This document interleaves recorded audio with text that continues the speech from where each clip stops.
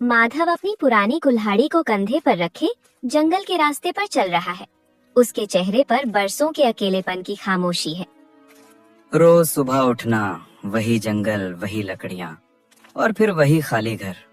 कभी कभी लगता है कि इस जीवन का कोई छोर ही नहीं है। न कोई इंतजार करने वाला, न कोई पूछने वाला कि दिन कैसा बीता। बस ये पेड़ ही मेरे साथी हैं।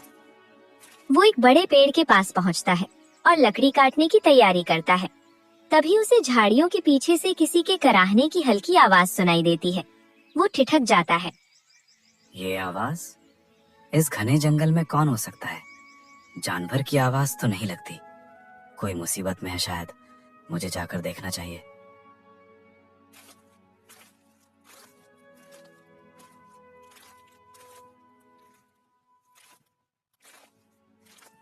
नैना धीरे से आंखें खोलती है। उसकी आंखों में गहरा दर्द और डर है। हे भगवान, ये तो कोई लड़की है, इतनी बुरी तरह जख्मी और इस सुनसान जंगल में। सुनो, क्या तुम मुझे सुन पा रही हो? तुम्हारी ये हालत कैसे हुई? पानी, कृपया मुझे थोड़ा पानी दे दो। बहुत दर्द हो रहा है। मैं अब और नहीं चल सकती। मेरी मदद करो। घबराओ मत, मैं यहाँ हूँ। ये लो पानी पियो। मैं तुम्हें यहाँ इस हालत में नहीं छोड़ सकता। मेरा घर पास ही है, तुम्हें वहाँ चलना होगा। यहाँ जंगल में जंगली जानवरों का खतरा है। माधव उसे लेकर अपने घर की ओर चल पड़ता है।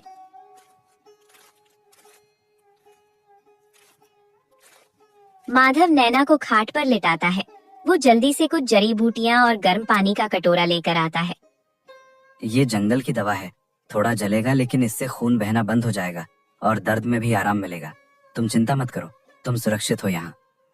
माधव बहुत ही सज्जनता से उसके घावों को साफ करता है और लेप लगाता है। मैं बरसों से इस जंगल में रह रहा हूँ, पर मैंने कभी किसी इंसान को इतनी गहराई में आते नहीं देखा, खासकर किसी लड़की को। तुम्हारे साथ ये सब कैसे हुआ? क्या कोई जानवर था या? तुम बहुत अच्छे इंसान हो। तुमने मेरी जान बचाई है, इसलिए मैं तुमसे झूठ नहीं बोलूंगी। लेकिन सच जानकर शायद तुम्हें यकीन ना आए या शायद तुम डर जाओ। मैं बरसों से अकेलेपन के सिवा किसी चीज से नहीं डरा। तुम निसंकोच बताओ, आखिर ऐसा क्या सच है जो एक जख्मी लड़की छुपा रही है? मैं तुम्हारी दुनिया की नहीं हूँ माधव। मैं एक साधारण इंसान नहीं हूँ। मैं एक नागिन हूँ, एक इच्छाधारी नागिन। और ये जख्म किसी जानवर के नहीं है। माधव स्तब्ध खड़ा है। कुटिया में सन्नाटा छा जाता है। वो एक कदम पीछे हटता है। उसकी आंखों में अविश्वास और भय का मिश्रण है। क्या कहा तुमने? नागिन? ये कैसे संभव है? ये सब तो सिर्फ कहानियों में होता है। तुम जरूर दर्द की वजह से कुछ भी बोल रही हो। यही सच है माधव। मेरी दुनिया अलग है, लेकिन मुझे मेरी ही दुनिया से निकाल दिया गया है। एक श्राप, एक बहुत भयानक श्राप है मेरे ऊपर। श्राप? कैसा श्राप? और तुम्हें ये चोटें कैसे आई? अगर तुम नागिन हो तो तुम्हारे पास तो शक्तियां होंगी। शक्तियों का क्या मोल जब तक तकदीर ही रूठ जाए। मुझे श्राप मिला है कि मेरी आयु बहुत कम बची है। मैं बहुत जल्द ही मर जाऊंगी, या शायद मरने से भी बदतर कुछ हो जाएगा। ये जख्म उसी श्राप की शुरुआत है। मेरी शक्तियां क्षीण हो रही हैं। माधव का दिल पसीज जाता है। वो भूल जाता है कि सामने एक नागिन है। उसे सिर्फ एक दुखियारी लड़की दिखती है। ये तो बहुत बुरा है। इतनी कम उम्र में मृत्यु का श्राप। क्या इस श्राप का कोई तोड़ नहीं है? क्या किसी तरीके से इसे खत्म नहीं किया जा सकता? दुनिया में हर समस्या का कोई ना कोई हल तो होता ही है। है तो सही, एक रास्ता जरूर है, लेकिन वो इतना कठिन और असंभव है कि उसके बारे में सोचना भी व्यर्थ है। तुम रहने दो माधव। तुम क्यों मेरे लिए अपनी जान जोखिम में डालोगे? तुम मुझे बताओ तो सही, मुश्किल है तो क्या हुआ? अगर किसी की जान बच सकती है तो कोशिश करने में क्या हर्ज है? मैं तुम्हारी मदद करना चाहता हूँ। नहीं, अगर तुमने कोशिश की तो तुम्हें भी बहुत मुसीबतें झेलनी पड़ेंगी। मेरा अंत निश्चित है। उसके लिए तुम्हें अपनी शांति भंग करने की जरूरत नहीं है। अब इस बारे में कोई बात नहीं होगी। माधव समझ जाता है कि वो और कुछ नहीं बताएगी। माहौल भारी हो जाता है। ठीक है, अगर तुम नहीं बताना चाहती तो मैं मजबूर नहीं करूंगा। मुझे अभी लकड़ियां लेने जंगल जाना होगा, वरना कल का चूल्हा नहीं जलेगा। तुम यहीं आराम करो, कहीं जाना मत। मैं शाम तक लौट आऊंगा, फिर हम साथ खाना खाएंगे।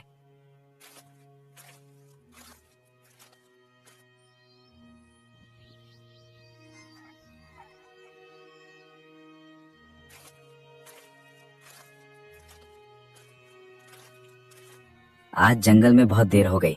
उम्मीद है तुम्हें ज्यादा परेशानी नहीं हुई होगी। मैं अभी खाना बना लेता हूँ। मेरे पास ज्यादा कुछ तो नहीं है, बस रूखी सूखी रोटियां और थोड़ी सब्जी है। लो खाना खा लो, तुम्हें ताकत की जरूरत है। संकोच मत करना, जो है जैसा है अपना ही समझो। नहीं माधव, मुझे भूख नहीं है, तुम खा लो। मैंने तुमसे कहा था ना, मैं इंसान नहीं हूँ। मेरा शरीर इंसानी खाने को स्वीकार नहीं करता। तो फिर तुम कैसे जिंदा रहोगी? तुम्हारी चोटें कैसे भरेंगी? तुम्हें कुछ तो खाना ही होगा। मैं सिर्फ दूध पीती हूँ। अगर तुम्हारे पास थोड़ा दूध हो तो मेरे लिए वही काफी है। उससे ज्यादा मुझे और किसी चीज की आवश्यकता नहीं है। दूध? मेरे पास गाय तो नहीं है, लेकिन सुबह मैं गांव से थोड़ा दूध लाया था। रुको, मैं अभी लेकर आता हूँ।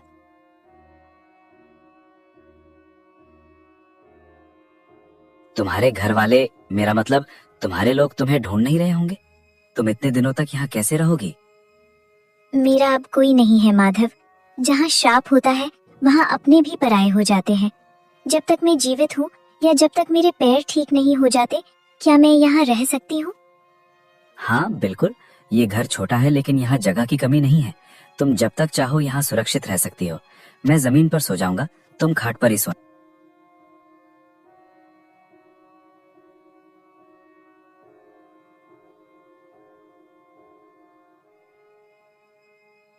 माधव रोज की तरह कुल्हाड़ी लेकर जंगल जाने के लिए तैयार है। नैना भी उसके साथ चलने के लिए तैयार खड़ी है। अरे तुम तैयार क्यों हो गई? तुम्हें अभी और आराम करना चाहिए। जंगल का रास्ता बहुत ऊबड़ खाबड़ है। मैं अब बिल्कुल ठीक हूँ माधव। तुम्हारा दिया हुआ सहारा और सेवा काम आई। अब मैं तुम्हारे घर का मुफ्त का अन्न, मेरा मतलब दूध, नहीं पी सकती। मैं भी तुम्हारे साथ चलूंगी। लकड़ियाँ काटने में तुम्हारी मदद करूंगी। तुम लकड़ियां काटोगी? ये तुम्हारा काम नहीं है। तुम घर पर रहो। कम मत समझो मुझे, मैं नागिन हूँ। भूल गए? मुझ में साधारण इंसानों से ज्यादा ताकत है। चलो, देर हो रही है।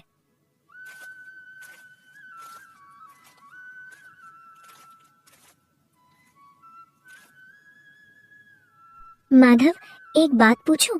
बुरा तो नहीं मानोगे? पूछो, इसमें बुरा मानने वाली क्या बात है? तुम इतने अच्छे हो, मेहनती हो, फिर भी तुम अकेले क्यों रहते हो? तुमने कभी शादी क्यों नहीं की? कब तक ऐसे तन्हा जीवन बिताओगे? शादी? मुझ जैसे गरीब लकड़हारे से कौन शादी करेगा नैना? मेरे पास ना धन है, ना दौलत, ना कोई भविष्य। किसी को अपने गरीबी के अंधेरे में क्यों खींचूं? मेरा अकेलापन ही मेरा नसीब है। माधव की बात सुनकर नैना की आंखों में एक अजीब सा भाव आता है। वैसे क्या तुम मुझसे शादी करोगी? नैना चौंक जाती है। उसने इस प्रश्न की उम्मीद नहीं की थी। माधव, तुम क्या कह रहे हो? ये कैसे हो सकता है? मैं जानता हूँ मेरे पास देने के लिए कुछ नहीं है, लेकिन मैं तुम्हें कभी अकेला महसूस नहीं होने दूंगा। हम दोनों अकेले हैं, शायद एक दूसरे के दुख बांट सके। माधव, मैं भी यही चाहती हूँ। सच कहूँ तो इन कुछ हफ्तों में मुझे तुम्हारे साथ जो अपनापन मिला है वो मुझे कभी नहीं मिला, लेकिन ये मुमकिन नहीं है। क्यों? क्योंकि तुम नागिन हो और मैं इंसान? हाँ, इंसान और नागिन का विवाह ये प्रकृति के नियमों के खिलाफ है। ये बहुत बड़ा अनर्थ माना जाएगा। समाज इसे कभी स्वीकार नहीं करेगा और शायद इसका परिणाम भी भयंकर हो। मुझे समाज की परवाह नहीं है नैना, और परिणामों की भी नहीं। तुम पर तो वैसे भी श्राप है कि तुम जल्दी मर जाओगी। हाँ, मेरा समय बहुत कम बचा है। तो फिर क्या तुम ये बची हुई थोड़ी सी जिंदगी भी अकेले, बिना किसी के प्यार के बिताकर इस दुनिया से चली जाना चाहती हो? क्या हम कुछ पल के लिए ही सही एक दूसरे के सुख दुख के साथी नहीं बन सकते? नैना माधव की बातों से पिघल जाती है। उसके पास इनकार करने की कोई वजह नहीं बचती। तुम ठीक कहते हो माधव। अगर मरना ही है तो सुहागन होकर मरूंगी। मुझे मंजूर है। मैं तुमसे शादी करूंगी।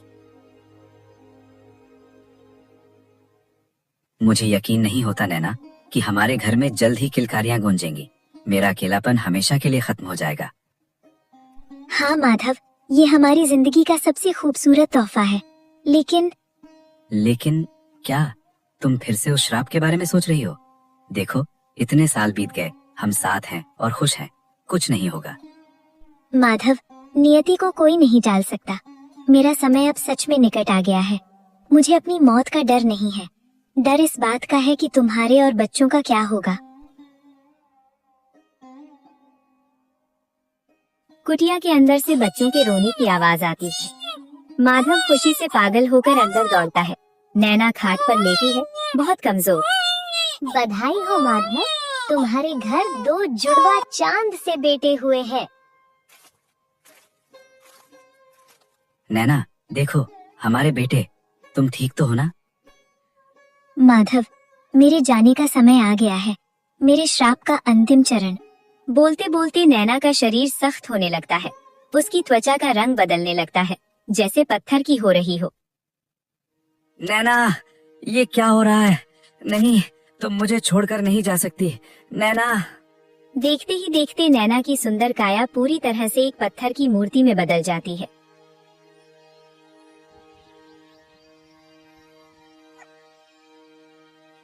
चुप हो जा, चुप हो जा।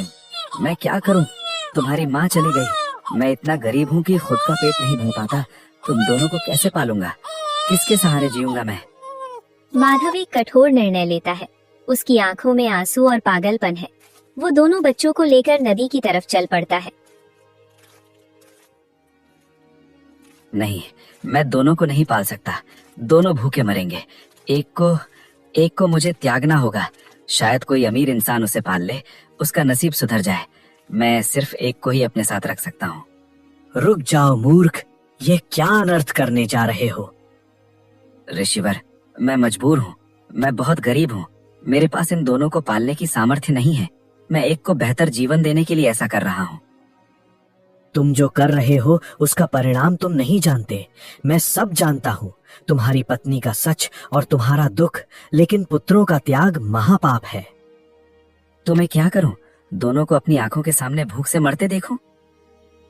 सुनो माधव, तुम्हारे ये दोनों बेटे साधारण नहीं है। इनके भाग्य में राजयोग लिखा है। ये दोनों भविष्य में महान राजकुमार बनेंगे और बड़े राज्यों को संभालेंगे। नियति पर भरोसा रखो, इन्हें अलग मत करो। राजकुमार? मेरी टूटी फूटी झोपड़ी में राजकुमार? मैं इन झूठी तसल्लियों में नहीं आने वाला। मुझे यथार्थ में जीना है। ऋषि के मना करने के बावजूद माधव एक बच्चे की टोकरी को नदी की धारा में धकेल देता है।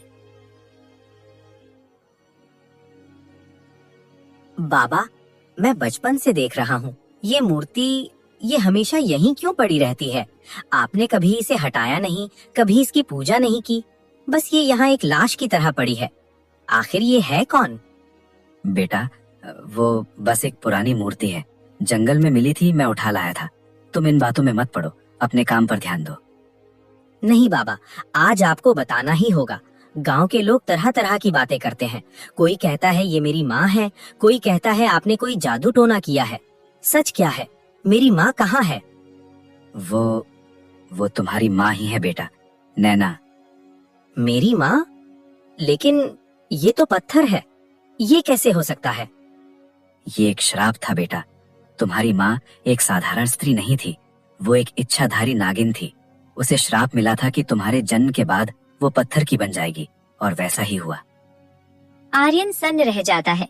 वो विश्वास और अविश्वास के बीच झूल रहा है। बस यही सच है। अब मुझे जाने दो, लकड़ियां काटनी है। तुम घर पर ही रहना।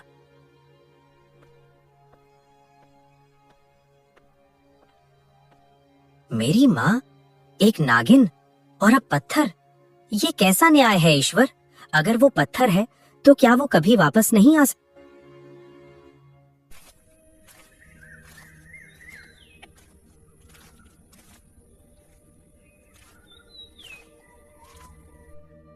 मैं जानता हूँ तुम किस उलझन में हो पुत्र।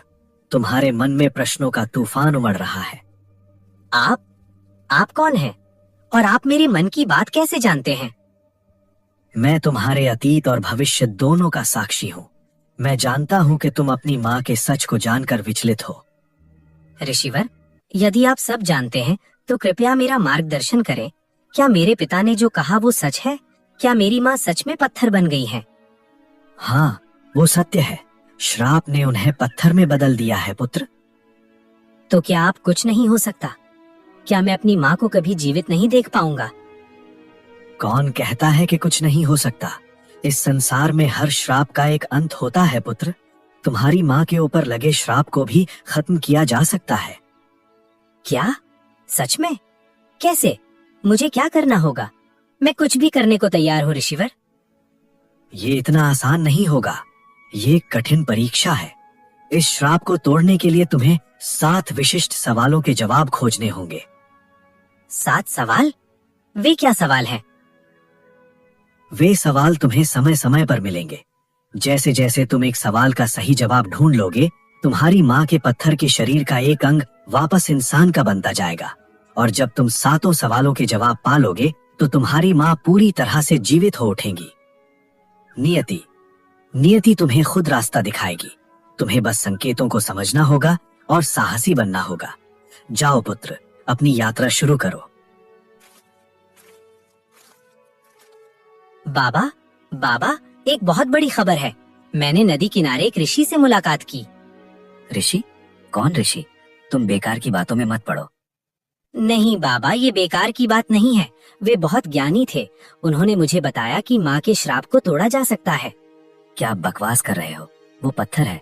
पत्थर कभी जिंदा नहीं होते। हो सकते हैं बाबा। ऋषि ने कहा कि मुझे 7 सवालों के जवाब खोजने होंगे। हर जवाब के साथ माँ का एक हिस्सा ठीक हो जाएगा। मैं माँ को वापस ला सकता हूँ। चुप रहो। वो ऋषि झूठा है, ढोंगी है। मैं जानता हूँ उसे। आज से 20 साल पहले भी उसने ऐसी ही बकवास की थी। आप उन्हें जानते हैं? उन्होंने क्या कहा था? उसने कहा था कि मेरे दोनों बेटे राजकुमार बनेंगे, राज करेंगे। और देखो आज हम कहाँ हैं?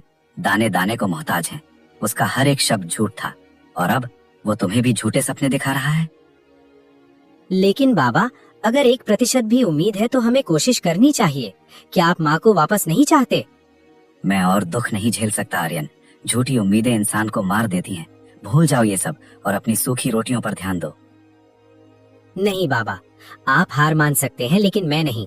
अगर मेरी माँ को वापस लाने का कोई रास्ता है तो मैं उसे खोज कर रहूंगा। मैं जा रहा हूँ उन सवालों के जवाब ढूंढने। रुक जाओ आर्यन, पागल मत बनो।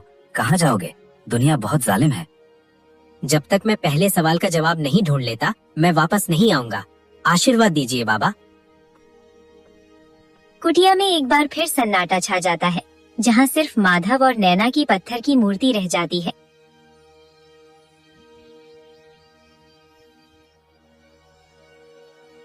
आर्यन घंटों से चल रहा है।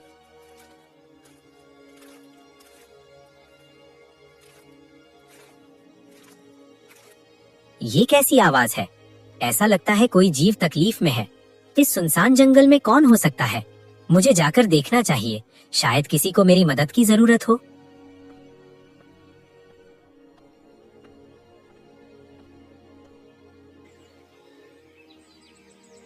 नन्ही जान, तुम्हें तो बहुत चोट लगी है। तुम पर किसी जानवर ने हमला किया है क्या?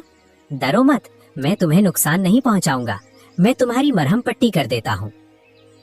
रुक जाओ युवक, साधारण दवा से मेरे प्राण नहीं बचेंगे। मेरी चोट बहुत गहरी है। मुझे बचाने का सिर्फ एक ही रास्ता है, पर वो बहुत कठिन है। तुम बोल सकते हो? ये जंगल वाकई मायावी है। बताओ नन्हे पक्षी, मैं तुम्हारी क्या मदद कर सकता हूँ? मैं तुम्हें मरने नहीं दूंगा। वो रास्ता क्या है? मुझे लाल पानी की जरूरत है।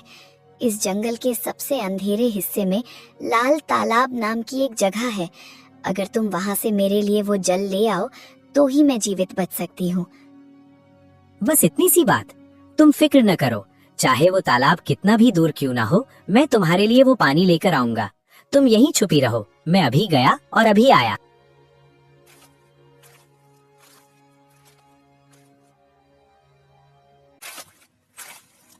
आर्यन कांटों और पत्थरों को पार करते हुए एक खुले मैदान में पहुंचता है। यही है वो लाल तालाब। इसका पानी देखकर ही दिल घबरा रहा है, लेकिन मुझे उस पक्षी की जान बचानी है। मुझे डरने का वक्त नहीं है। आर्यन धीरे धीरे तालाब के किनारे की तरफ बढ़ता है। सावधान, रुक जाओ वहीं। तालाब के पानी से धुआं निकलता है और उसमें से एक विशालकाय राक्षस प्रकट होता है। मुझे मेरे प्राणों का भय नहीं है राक्षस। वहाँ एक नन्ही जान मौत से लड़ रही है। मुझे ये पानी चाहिए ताकि मैं उसकी जान बचा सकूं। रास्ते से हट जाओ। जान बचाना चाहते हो? अच्छा है, लेकिन इस दुनिया में कुछ भी मुफ्त नहीं मिलता। अगर तुम्हें ये लाल पानी चाहिए तो बदले में तुम्हें अपनी सबसे कीमती चीज का त्याग करना पड़ेगा। कीमती चीज? मेरे पास तो कुछ भी नहीं है। मैं एक गरीब लकड़हारे का बेटा हूँ। मेरे पास न धन है, न दौलत, न कोई हीरे जवाहरात। मेरे पास देने के लिए कुछ नहीं है। सोच लो, अगर तुमने बिना कीमत चुकाए पानी लिया तो तुम वहीं भस्म हो जाओगे। फैसला तुम्हें करना है, वो पक्षी की जान या अपनी कीमती चीज। तुम सही कह रहे हो। फिलहाल यहाँ मेरी जान के अलावा मेरे पास कुछ भी कीमती चीज नहीं है। अगर किसी की मदद करने के लिए मुझे अपनी जान देनी पड़े तो मैं तैयार हूँ। तुम मेरी जान ले लो, पर वो पानी उस पक्षी तक पहुँचा देना। आर्यन अपनी आंखें बंद कर लेता है। आंखें खोलो आर्यन, तुमने पहले सवाल का जवाब पूरा कर लिया है पुत्र। कर्म करते जा, फल की चिंता किए बिना। तुमने उस पक्षी के लिए अपनी जान दांव पर लगा दी, बिना ये सोचे कि तुम्हें क्या मिलेगा।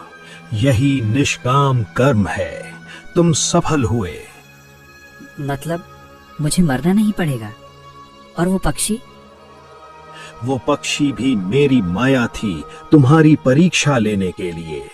जाओ, अपनी मंजिल की ओर बढ़ो। अभी 6 सवाल और बाकी हैं। माधव हमेशा की तरह नैना की पत्थर की मूर्ति के पास बैठा है। ये आवाज कैसी? नैना? देखते ही देखते नैना के पत्थर के चेहरे पर दरारें पड़ती हैं और पत्थर की परत गिरने लगती है। माधव, नैना, तुम बोल रही हो? तुम्हारा चेहरा देखो, तुम्हारा चेहरा वापस आ गया। ईश्वर, ये चमत्कार कैसे हुआ? मुझे कुछ महसूस हुआ माधव, जैसे किसी ने मेरे लिए कोई बहुत बड़ा त्याग किया हो। मेरे अंदर एक नई जान आई है, पर ये कैसे संभव हुआ? किसने वो पहला सवाल सुलझा दिया? हमारा बेटा आर्यन, वो गया है नैना। वो उस ऋषि की बात सुनकर तुम्हें वापस लाने के लिए 7 सवालों के जवाब ढूंढने गया है। आर्यन, मेरा बच्चा, वो इतना बड़ा हो गया कि अपनी माँ के लिए काल से लड़ने चला गया। पर माधव, ये रास्ता बहुत कठिन है। उसने पहला सवाल हल कर दिया, इसका मतलब उसने जरूर कोई बड़ा खतरा मोल लिया होगा। हाँ, पर वो तुम्हारा बेटा है नैना। उसमें तुम्हारी शक्ति और मेरा हौसला दोनों है। मुझे पहले विश्वास नहीं था, पर अब तुम्हारा ये चेहरा देखकर मुझे यकीन हो गया है। वो कर दिखाएगा। वो तुम्हें पूरी तरह वापस ले आएगा। हे ईश्वर, मेरे बच्चे की रक्षा करना। वो अनजान रास्तों पर है, उसे शक्ति देना। वो रुकेगा नहीं नैना। वो अपनी मंजिल की तरफ बढ़ चुका है। अब बस हमें इंतजार करना है। हर सवाल के साथ तुम थोड़ी और हमारे पास वापस आओगी। आर्यन लाल तालाब से आगे बढ़ चुका है।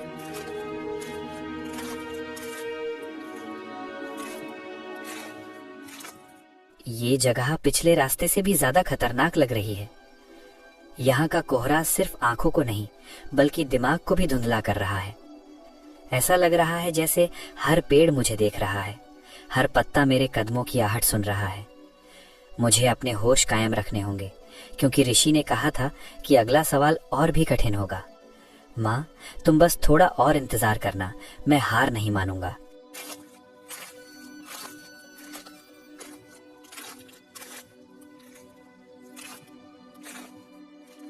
बाबा, आप इस भयानक जंगल में अकेले क्या कर रहे हैं? और आप इतना रो क्यों रहे हैं? क्या मैं आपकी कोई मदद कर सकता हूँ?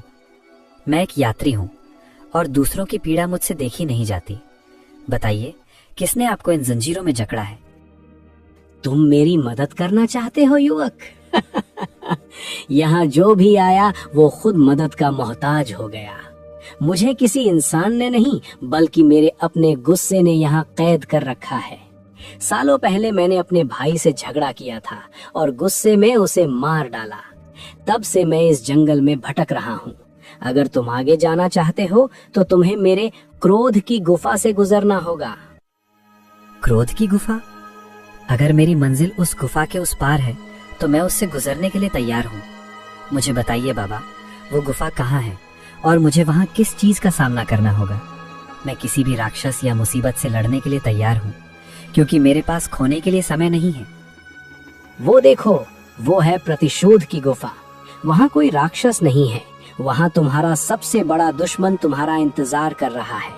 अगर तुम उस गुफा से जिंदा बाहर निकल आए तो तुम्हें तुम्हारे दूसरे सवाल का जवाब मिल जाएगा। लेकिन याद रखना, वहाँ तलवारें काम नहीं आती। आर्यन गुफा के अंदर कदम रखता है। स्वागत है आर्यन। तो तुम हो वो महान बेटा जो अपनी माँ को बचाने निकला है। कितना बेवकूफ है तू। तू एक नागिन का बेटा है, एक शापित खून। दुनिया तुझे कभी नहीं अपनाएगी। तेरे पिता ने तुझे नदी में फेंकने की कोशिश की थी, याद है? फिर भी तू उनके लिए अपनी जान दे रहा है। चुप रह, तू मेरे पिता के बारे में कुछ नहीं जानता। उन्होंने जो किया वो उनकी मजबूरी थी, उनका प्यार था। तू मेरे मन का वहम है, मुझे कमजोर करने की कोशिश मत कर। मैं यहाँ सच्चाई की तलाश में आया हूँ, तेरे झूठ सुनने नहीं। हट जा मेरे रास्ते से। सच्चाई? सच्चाई ये है कि तेरे अंदर भी वही जहर है जो तेरी माँ के अंदर था। देख अपने गुस्से को, तू मुझे मारना चाहता है ना? उठा अपनी कुल्हाड़ी, तोड़ दे इस दर्पण को। अगर तूने मुझे खत्म नहीं किया तो मैं तुझे खत्म कर दूंगा। गुस्सा ही तेरी ताकत है आर्यन, इसे अपना ले। नहीं, तू चाहता है कि मैं गुस्सा करूं, तू चाहता है कि मैं लड़ूं, लेकिन मैं तेरी चाल समझ गया हूं। तू मेरा दुश्मन नहीं, तू मेरा ही एक हिस्सा है, मेरा डर और मेरा क्रोध।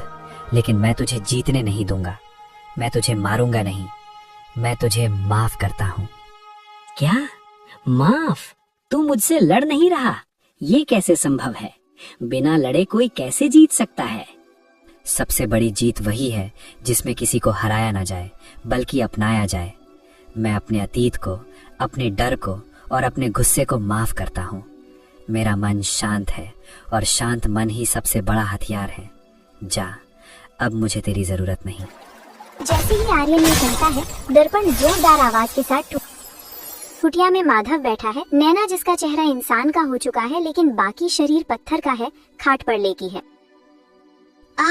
माधव, देखो मेरे हाथ, मुझे अपनी उंगलियों में हरकत महसूस हो रही है। नैना, ये स्पर्श, मैं बरसों से इसके लिए तरस रहा था।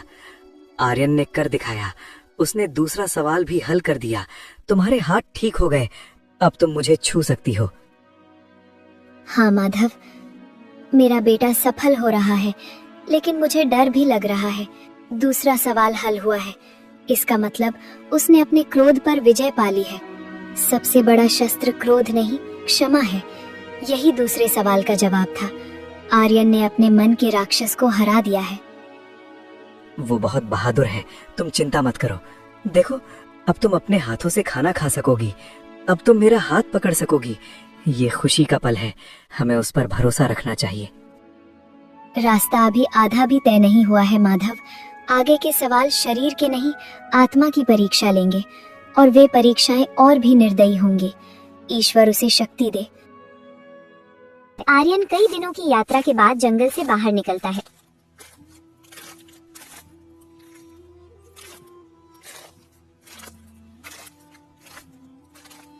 ये कैसी जगह है? यहाँ हर चीज सोने की है, दीवारें, खंबे, यहाँ तक कि जमीन के पत्थर भी। दुनिया का सबसे अमीर राज्य ऐसा ही दिखता होगा, लेकिन यहाँ के लोगों के चेहरों पर इतनी मायूसी क्यों है? कोई हंस नहीं रहा, कोई बात नहीं कर रहा।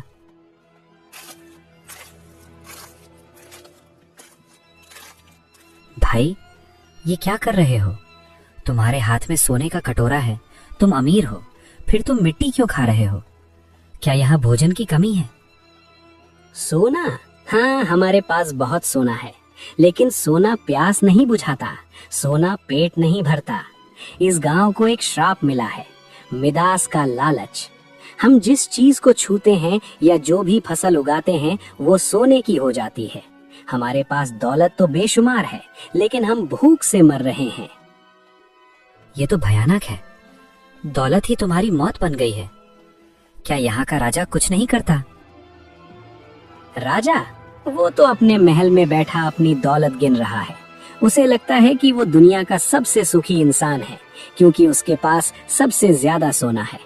अगर तुम्हें अपनी जान प्यारी है यात्री, तो यहाँ से भाग जाओ, इससे पहले कि लालच की हवा तुम्हें भी छू ले। मैं भागने नहीं आया हूँ। मुझे लगता है कि मेरा तीसरा सवाल इसी सोने के ढेर में कहीं छिपा है। मुझे तुम्हारे राजा से मिलना होगा। आर्यन राजा के दरबार में पहुंचता है।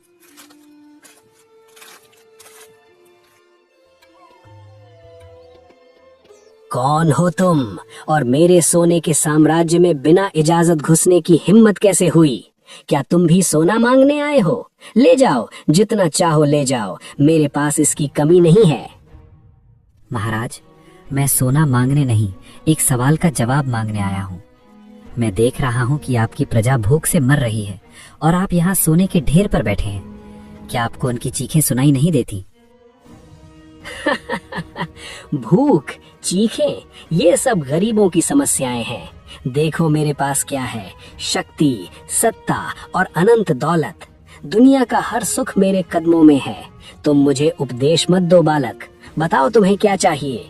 अगर तुम मेरी तारीफ करोगे तो मैं तुम्हें इतना सोना दूंगा कि तुम्हारी 7 पुश्तें राज करेंगी। महाराज, आप जिसे सुख कह रहे हैं वो असल में एक पिंजरा है। ये सोना निर्जीव है। असली दौलत वो नहीं जो तिजोरी में रखी जाए। असली दौलत वो है जो मन को शांति दे। खामोश, तुम मेरे सुख का अपमान कर रहे हो। मैं तुम्हें अभी मृत्यु दंड दे सकता हूँ, लेकिन मैं तुम्हें एक मौका देता हूँ।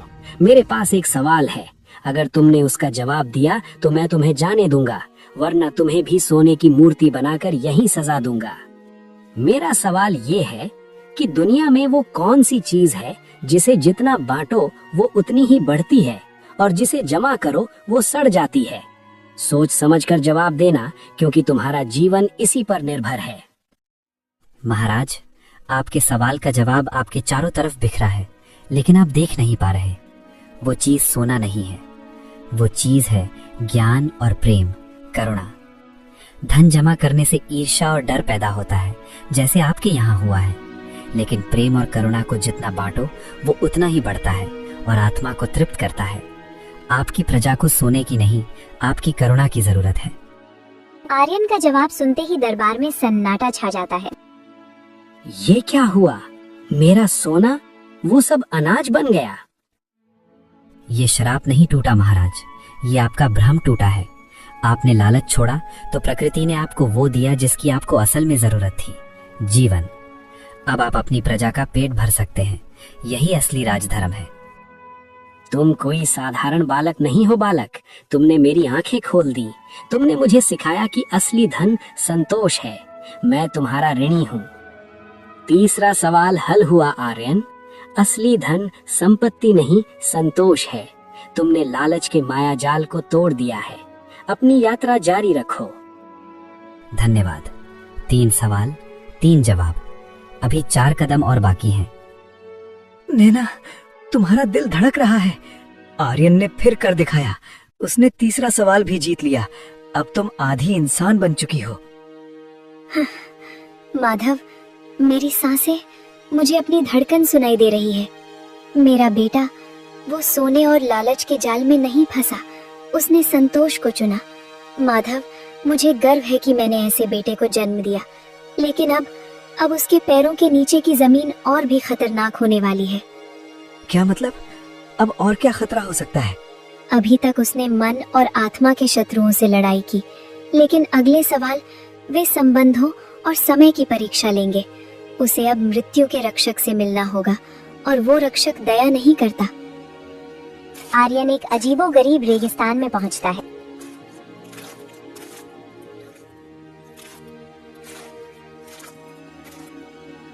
प्रणाम। क्या आप ही चौथे सवाल के रक्षक हैं? मुझे आगे जाने का रास्ता चाहिए। रुक जाओ मुसाफिर, ये समय की घाटी है। यहाँ से आगे जाने का सिर्फ एक ही नियम है, तुम्हें अपना अतीत या अपना भविष्य गिरवी रखना होगा।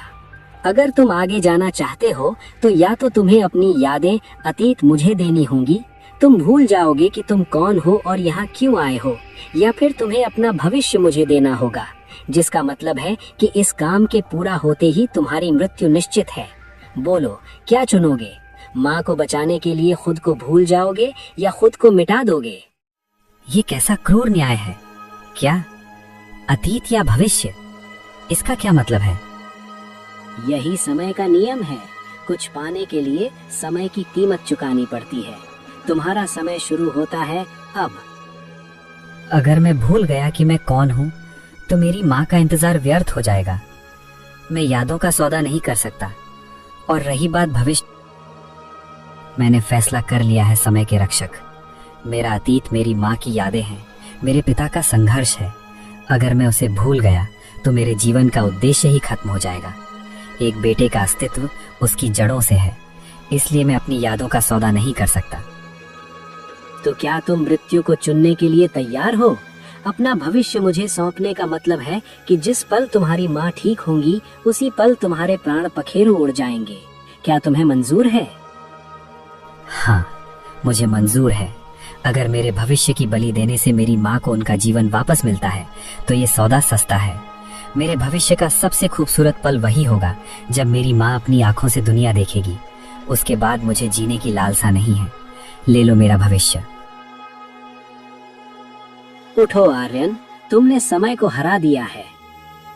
क्या आपने मेरे प्राण नहीं लिए? समय का चौथा नियम यही है कि जो मृत्यु के भय से मुक्त हो जाता है, समय उसका गुलाम हो जाता है। तुमने अपने भविष्य की चिंता छोड़कर वर्तमान में धर्म को चुना। तुम्हारा त्याग ही चौथे सवाल का जवाब है। जीवन की लंबाई नहीं, उसकी गहराई मायने रखती है। जाओ पुत्र, तुम्हारा भविष्य सुरक्षित है, क्योंकि जिसने आज को जीत लिया कल उसी का है। कुटिया में एक चमत्कार हो रहा है। हाँ, माधव, माधव, जल्दी आओ। देखो मेरे पैरों को, उंगलियां हिल रही हैं। मुझे जमीन की ठंडक महसूस हो रही है। हे ईश्वर, ये सच है। पत्थर पिघल गया नैना। तुम्हारे पैर ये बिल्कुल पहले जैसे हो गए हैं। आर्यन ने चौथा सवाल भी जीत लिया। उसने काल को हरा दिया। माधव, मुझे सहारा दो। मैं खड़ा होना चाहती हूँ। 20 साल हो गए, मैंने अपने पैरों पर जमीन को महसूस नहीं किया। मुझे खड़ा करो। आज मेरा वनवास खत्म हुआ नैना। तुम अपने पैरों पर खड़ी हो। अब बस 3 सवाल और फिर तुम पूरी तरह ठीक हो जाओगी। हाँ, लेकिन आर्यन, उसने जरूर कोई बहुत बड़ी कीमत चुकाई होगी। मुझे महसूस हो रहा है कि उसने अपनी जान दांव पर लगाई थी। मेरा बेटा आग से खेल रहा है माधव। आर्यन अब एक ऐसे जंगल में प्रवेश करता है जो बहुत ही सुंदर है, हद से ज्यादा सुंदर। पिछली जगहें डरावनी थी, लेकिन ये जगह कुछ ज्यादा ही खूबसूरत है। इतनी शांति, ये शांति असली नहीं हो सकती। ऋषि ने कहा था कि 5वां सवाल सत्य की परीक्षा लेगा। मुझे सावधान रहना होगा। तभी झील के पानी में हलचल होती है। आर्यन, मेरे बेटे, तुम आ गए। देखो, मैं ठीक हो गई हूँ। तुम्हारी तपस्या सफल हुई। आओ, मुझे गले लगा लो। बेटा, अब और कोई सवाल नहीं बचा। सब खत्म हो गया। देखो, हम अमीर हो गए हैं। ये जंगल हमारा राज्य है। अब हमें उस टूटी हुई कुटिया में वापस नहीं जाना है। आओ, हमारे साथ रहो। माँ, बाबा, क्या ये सच है? क्या मैं जीत गया? क्या सारे सवाल खत्म हो गए? हाँ मेरे लाल, बस इस झील का पानी पी लो और तुम अपनी सारी थकान भूल जाओगे। फिर हम हमेशा खुशी से रहेंगे। कोई दुख नहीं, कोई श्राप नहीं। नहीं, ये सच नहीं हो सकता। क्या हुआ बेटा? अपने माता पिता पर शक कर रहे हो? ये पानी पी लो। तुम मेरी माँ नहीं हो सकती। मेरी माँ के चेहरे पर 20 साल के दुख की लकीरें हैं जो तुम्हारे चेहरे पर नहीं हैं। मेरे पिता गरीब हैं, लेकिन उनकी लीड सीधी है। वो लालच में झुकने वाले नहीं हैं। ये सब झूठ है, ये माया जाल है। अद्भुत आर्यन, तुमने सबसे कठिन शत्रु को हराया है। मीठा झूठ। 5वें सवाल का जवाब है कड़वा सत्य मीठे झूठ से बेहतर है। तुमने प्रलोभन को ठुकराकर यथार्थ को चुना। तुम विजयी हुए। सत्य कड़वा होता है, पर वही मुक्ति देता है। मैंने अपने अतीत को अपनाया, अपनी गरीबी और दर्द को अपनाया, क्योंकि वही मेरा सच है। मैं किसी काल्पनिक स्वर्ग में नहीं रहना चाहता। माधव, देखो, मेरी आंखों के नीचे के काले घेरे गायब हो गए। मुझे ऐसा लग रहा है जैसे मुझ में 20 साल पुरानी ताकत वापस आ गई है। मैं अब कमजोर महसूस नहीं कर रही। इसका मतलब आर्यन ने 5वां सवाल भी हल कर दिया। उसने माया को हरा दिया होगा। अब तुम सिर्फ इंसान नहीं बल्कि एक स्वस्थ और बलवान स्त्री हो। 5 सवाल, 5 जीत। लेकिन माधव, अब सिर्फ 2 सवाल बचे हैं और मुझे डर है कि छठा सवाल सबसे ज्यादा दर्दनाक होगा। ऋषि ने कहा था छठा सवाल त्याग की चरम सीमा है। रास्ता खत्म हो गया। वो दरवाजा उस पार है, लेकिन बीच में ये हजारों फीट गहरी खाई है। मैं वहां कैसे पहुंचूंगा? न कोई पुल है, न उड़ने की शक्ति। रुक जाओ राही, ये विश्वास की खाई है। इसे पार करने के लिए पैरों की जरूरत नहीं, त्याग की जरूरत है। कैसा त्याग? मैंने अपनी जान, अपना भविष्य, सब कुछ दांव पर लगा दिया। अब मेरे पास क्या बचा है? तुम्हारे पास एक चीज है जो तुम्हें सबसे ज्यादा प्यारी है, तुम्हारी आवाज। तुम अपनी माँ के लिए लड़ रहे हो, लेकिन अगर तुम उस पार जाना चाहते हो तो तुम्हें अपनी आवाज हमेशा के लिए मुझे देनी होगी। तुम कभी अपनी माँ को माँ कहकर नहीं पुकार पाओगे। तुम कभी अपने पिता से बात नहीं कर पाओगे। तुम जीवन भर गूंगे रहोगे। मेरी आवाज, ये तो मेरी पहचान है। अगर मैं बोल ना पाया तो मेरी जीत भी अधूरी होगी। फैसला तुम्हारा है। बिना आवाज दिए कोई पुल नहीं बनेगा। तुम यहीं वापस लौट सकते हो, लेकिन तुम्हारी माँ हमेशा के लिए अधूरी रह जाएंगी। मैं तैयार हूँ, ले लो मेरी आवाज। आर्यन, जो अब बोल नहीं सकता, पुल पार करके एक पुराने मंदिर के सामने पहुंचता है। माधव, मुझे अचानक ऐसा लगा जैसे किसी ने मेरा गला दबाया और फिर छोड़ दिया, और मुझे आर्यन की आवाज सुनाई दी। उसने मुझे पुकारा, माँ। आर्यन की आवाज? लेकिन वो तो मीलों दूर है। नहीं माधव, ये कोई साधारण पुकार नहीं थी, ये विदाई थी। मेरा दिल कह रहा है कि उसने कुछ बहुत कीमती खो दिया है। छठा सवाल उसने हल तो कर दिया, लेकिन उसने अपनी आवाज खो दी है माधव। मेरा बेटा अब कभी नहीं बोल पाएगा। शांत हो जाओ नैना। अगर उसने इतना बड़ा बलिदान दिया है तो वो व्यर्थ नहीं जाएगा। अब बस सिर्फ एक आखिरी सवाल बचा है और उसके बाद हमारा बेटा घर लौटेगा। स्वागत है मौन योद्धा। तुमने 6 कठिन चरणों को पार किया है। तुमने कर्म, क्षमा, संतोष, साहस, सत्य और त्याग सबको सिद्ध किया है। अब तुम अंतिम द्वार पर हो। 7वां सवाल सबसे सरल है और सबसे कठिन भी। ये तुम्हारी माँ के श्राप को जड़ से खत्म कर देगा। प्रश्न ये है, तुम कौन हो? मैं नहीं हूँ। मैं बस एक अंश हूँ उस परम चेतना का जो सब में है। मेरा होना न होना एक समान है। मैं शून्य हूँ और मैं ही अनंत हूँ। अहम ब्रह्मास्मि। तुमने अपनी संकीर्ण पहचान को मिटा दिया। तुमने जान लिया कि तुम शरीर नहीं, आत्मा हो। 7वां सवाल हल हुआ। जाओ हे पवित्र ऊर्जा, उस श्राप को जड़ से भस्म कर दो जिसने वर्षों से एक माँ को पत्थर बना रखा था। आर्यन ने अपनी पहचान अहम को मिटाकर उस परम सत्य को पा लिया है जिसके सामने कोई भी श्राप टिक नहीं सकता। माधव, देखो, मैं आजाद हो गई। वो भारीपन, वो ठंडक, सब गायब हो गया। मुझे ऐसा लग रहा है जैसे मेरा पुनर्जन्म हुआ है। ये सच में चमत्कार है नैना। 20 साल हमने इस दिन का इंतजार किया। आर्यन ने कर दिखाया। उसने यमराज के मुंह से तुम्हें छीन लिया। आर्यन, मेरा बेटा कहाँ है? वो अभी तक आया क्यों नहीं? मुझे उसे देखना है माधव। मुझे उसे अपने सीने से लगाना है। लेकिन मुझे डर है, मेरी आजादी की उसने क्या कीमत चुकाई है। वो आ रहा होगा नैना, सब्र रखो। जिसने 7 सवाल हल कर दिए उसे कोई रोक नहीं सकता।